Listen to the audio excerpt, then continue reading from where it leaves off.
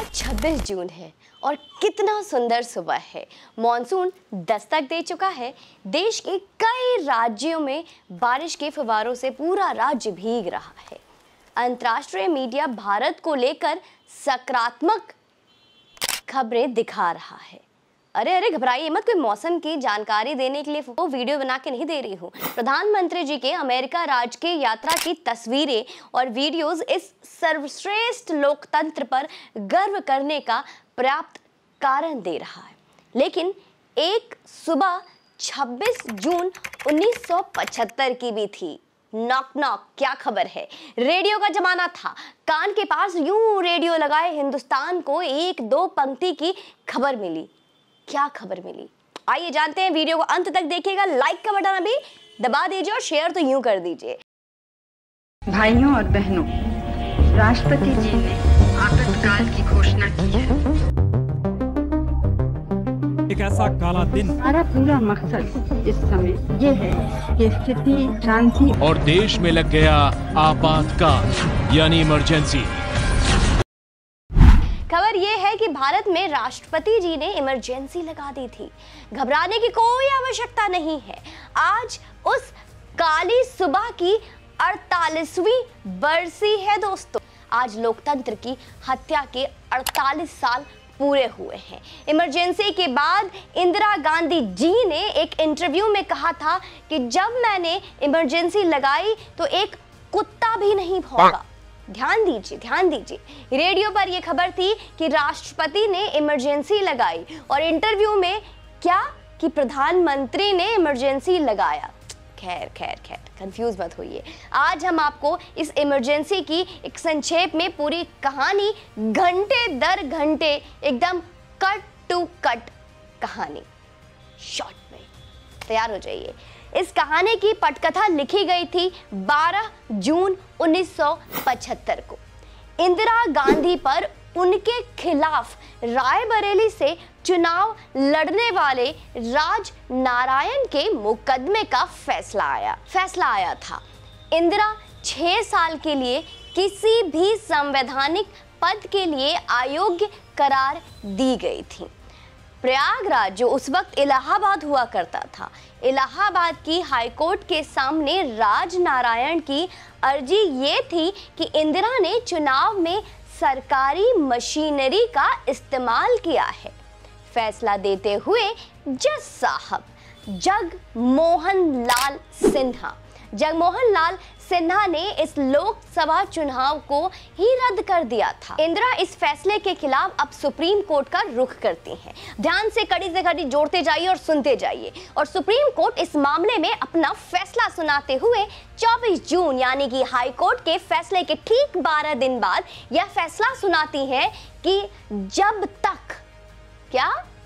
तक कोर्ट में मामला चलेगा तब तक इंदिरा प्रधानमंत्री पद पर तो बनी रह सकती हैं, लेकिन उन्हें संसद में किसी भी चर्चा और बिल और वोट करने का अधिकार नहीं होगा। Iron lady of India is Indira and Indira is India जैसे लाइंस जिनकी कानों को 24 घंटे छूती हो, उनकी हनक तो भला ये फैसला कैसे बर्दाश्त होता। अगली तारीख थी 25 जून की। लोकतांत्रिक भारत में निरंकुश सरकार को जनता की आवाज सुनाने के लिए 75 साल के एक जन नेता जयप्रकाश नारायण रामलीला मैदान में हुंकार रहे थे। देश की जनता महंगाई और भ्रष्टाचार से त्रस्त थी और जयप्रकाश उनकी आवाज बन सरकार के सीने पर मुंह दल रहे थे।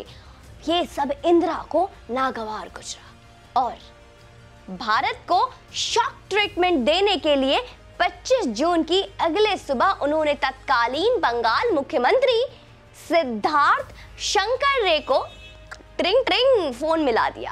रे साहब तब दिल्ली ही थे। उन्हें इंदिरा गांधी के सेक्रेटरी RK धवन ने प्रधानमंत्री आवास बुलाया। शंकर एक किताब में लिखते हैं कि जब वो प्रधानमंत्री आवास पहुंचे तो इंदिरा अपने स्टडी रूम में बैठी हुई थी। ढेर सारी बिखरी फाइल के बीच गंभीर इंदिरा का अभिवादन कर ये सुबह उनके पास बैठे। साहब उनके पास बैठे और इंदिरा से उनकी बातचीत लगभग 2 घंटे चली। इस दौरान इंदिरा ने उन्हें कुछ ऐसी रिपोर्ट्स दिखाई जो ये बता रही थी कि भारत में गंभीर मुसीबत आने वाली है, भारत मुसीबत में फंसने वाला है और विपक्ष अंतर्राष्ट्रीय कूटनीति में विदेशी ताकतों के साथ आ चुका है। अब विपक्ष मनमाने ढंग से अव्यवस्था फैलाएगा और जिसकी कमान CIA ने जयप्रकाश के हाथों में दी है।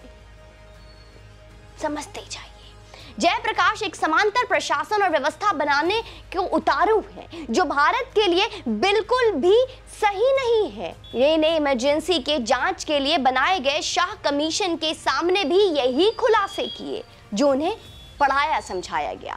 इंदिरा ने 2 घंटे चली बातचीत में ये भी कहा कि अमेरिकी प्रेसिडेंट रिचर्ड निक्सन की हेट लिस्ट में मैं सबसे ऊपर हूँ। मुझे डर है कि CIA की मदद से मेरी सरकार न गिरा दी जाए, ठीक वैसे ही जैसे अमेरिका ने चिली में जनरल ऑगस्टो पिनोचेट का तख्ता पलट कर दिया।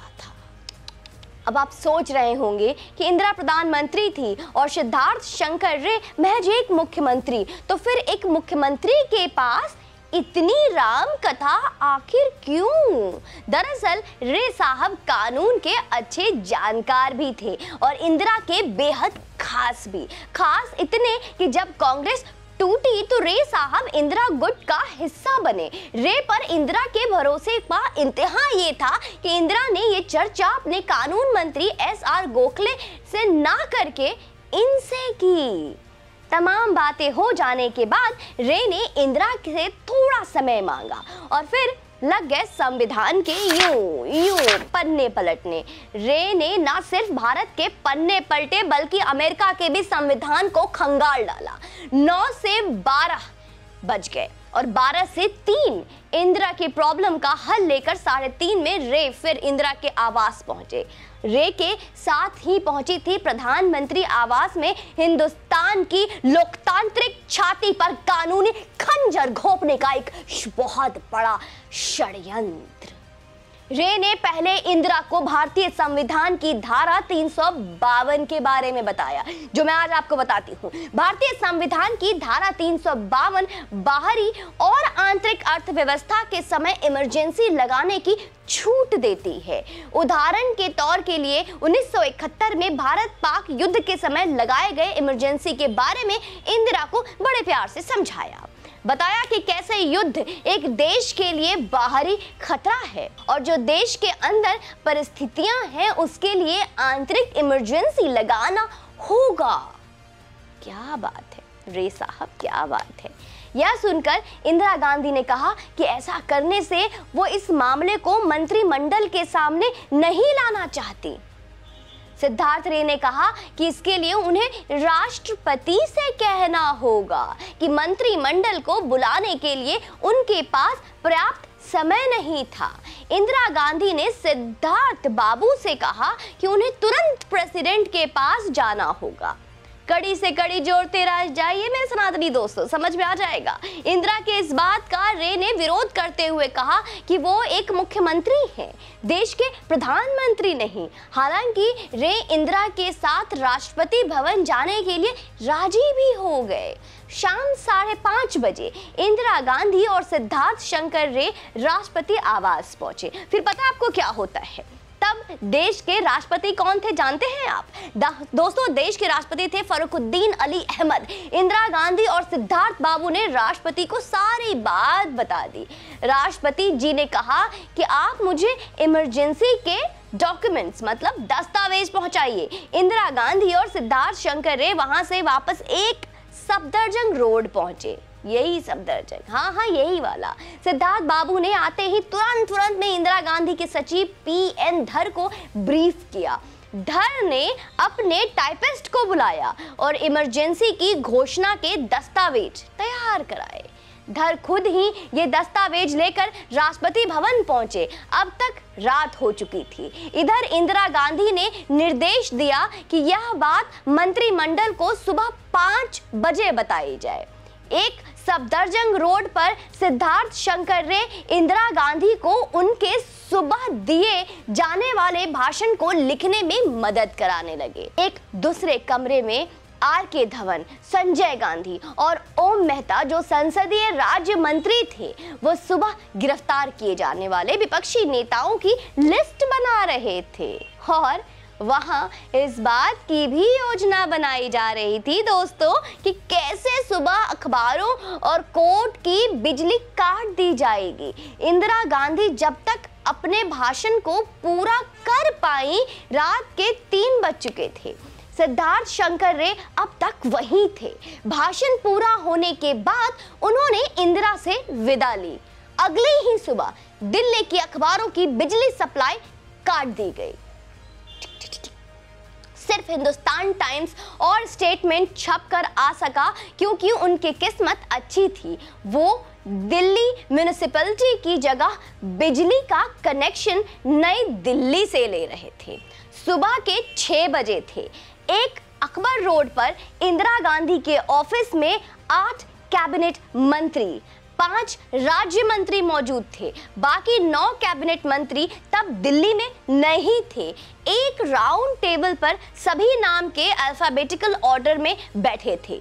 अब आप समझिए, उस वक्त की परिस्थितियों को समझिए। उन सबको इमरजेंसी की घोषणा की एक कॉपी और विपक्ष के उन नेताओं की लिस्ट दी जाती है जो गिरफ्तार हुए थे। इंदिरा गांधी ने इमरजेंसी की घोषणा की और ऐसा करने की वजह भी बताई। वहां मौजूद सभी के लिए यह किसी सदमे की तरह था, क्योंकि ये मीटिंग एक सिर्फ इमरजेंसी को अप्रूव करने के लिए बुलाई गई थी। इसलिए कोई वोटिंग नहीं हुई, क्योंकि वहां वोटिंग की आवश्यकता किसको थी। इंदिरा का ये सनकी फैसला 25 जून 1975 से 19 जनवरी 1977 तक भारत में इमरजेंसी लागू रहा। Maintenance of internal security act यानी मीसा, कानून और डिफेंस ऑफ इंडिया एक्ट के तहत करीब 1 लाख से अधिक लोगों को दोस्तों जेल में डाला गया और आम लोगों को पता यह भी नहीं चला था कि आपातकाल का मतलब क्या होता है। लोग सकते हैं और दुविधा में थे।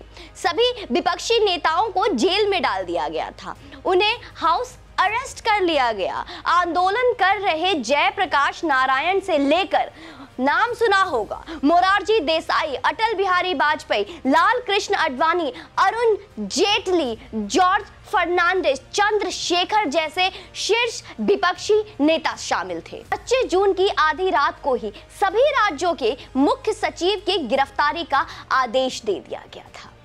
जयपुर की महारानी और ग्वालियर की राजमाता विजय राजे सिंधिया को भी इस आपातकाल इमरजेंसी के दौरान तिहाड़ जेल में डाल दिया गया था। 65 साल की गायत्री देवी को फॉरेन एक्सचेंज और स्मगलिंग के जुर्म में गिरफ्तार कर लिया गया। वहीं राजमाता सिंधिया पर पैसों की हेराफेरी का आरोप लगाकर गिरफ्तार कर लिया गया था। 26 संगठनों को एंटी इंडिया कहकर उन पर बैन लगा दिया गया था। इसमें आरएसएस से लेकर कम्युनिस्ट पार्टी मार्क्सिस्ट भी शामिल थे। प्रेस पर पाबंदी लगा दी गई। हर अखबार के दफ्तर में सेंसर अधिकारी बैठा दिया गया। उसके देखने के बाद ही कोई भी खबर छपती थी। ये है लोकतंत्र का चौथा स्तंभ। सरकार विरोधी समाचार छापने पर गिरफ्तारी हो जाती थी। 23 जनवरी 1977 तक सब ऐसे ही चलता रहा, जब तक लोकसभा चुनाव की घोषणा नहीं हो गई।